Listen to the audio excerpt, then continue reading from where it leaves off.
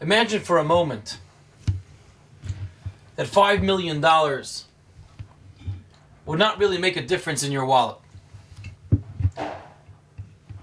And you'd buy a slot in the most watched game, most watched event in the entire United States of America throughout the year. This upcoming Sunday night. And you buy a 30-second slot for $5 million and you have a personal opportunity to talk to the world. To talk to 250 million people. Way more of a podium and a position than the President of the United States of America, even during the State of the Union. What would you tell the universe in those 30 seconds?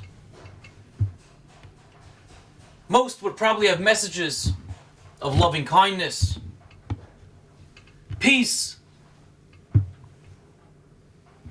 chesed, charity, these type of concepts, these types of ideas. Kavayachal, lahavdil, to separate between that parable, that mashal, and the reality.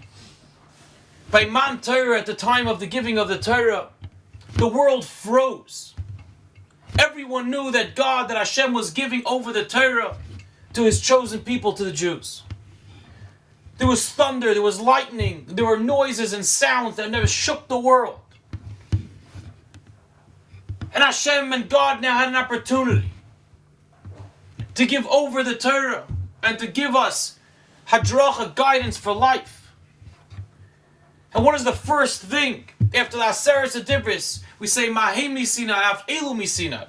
Parshat Mishpatim starts off Ve'ela Mishpatim, and we start talking about all the halachas and the laws of interpersonal relationships and how to get along with each other and what's the proper Torah view on all these laws.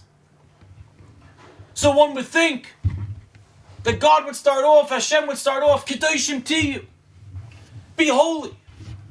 V'atem tili mamlechas koyanim, and you'll be some priestly nation. V'ahavta l'recha kamoicha, love another person like you love yourself. Massive opportunities to talk to the world. But yet God does something interesting through His Torah.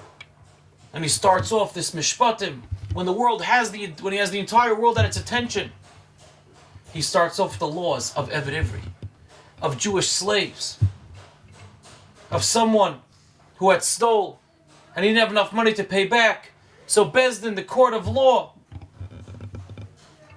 sells him to another Jew so he can make back the money to repay. This is the person we're talking about. I'm reminded of an individual. We'd call him a successful person. He raised a large family, and each one of his children grew up beautifully and married and had children and wonderful families. And it's such a pride and joy to the parents.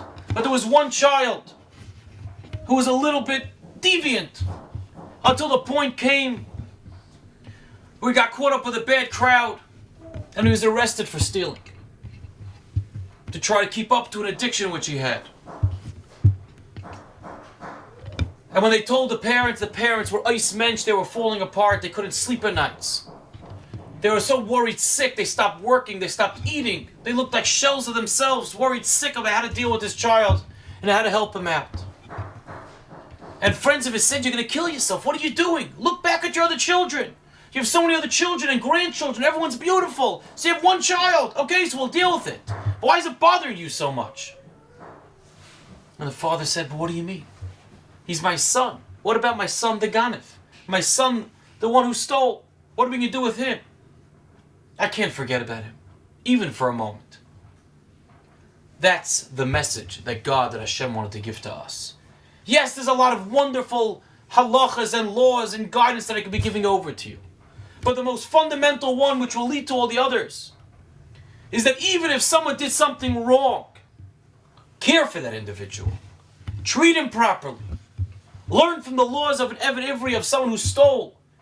Oh, but Hashem tells us, what should I do? He's my son, the Ganef. My son, the one who stole, we have to take care of him as well. A widow, an orphan, our heart goes out to them. We want to help them. And of course we must. But someone who did something wrong at such an extent, It's difficult to. Hashem says it starts with the difficult challenges. Help Him, and then it'll be much easier and it'll lead to everything else. May Hashem give us the strength to look into ourselves, to look deeper into ourselves, realize we're not perfect. We start looking into other people, even if they're not perfect, we look at the good, we look at the bigger picture, like Hashem looks at us. And in the merit of us looking good and positively towards others, Hashem will in turn will look positively and favorably towards each one and every one of us. Have a wonderful Shabbos.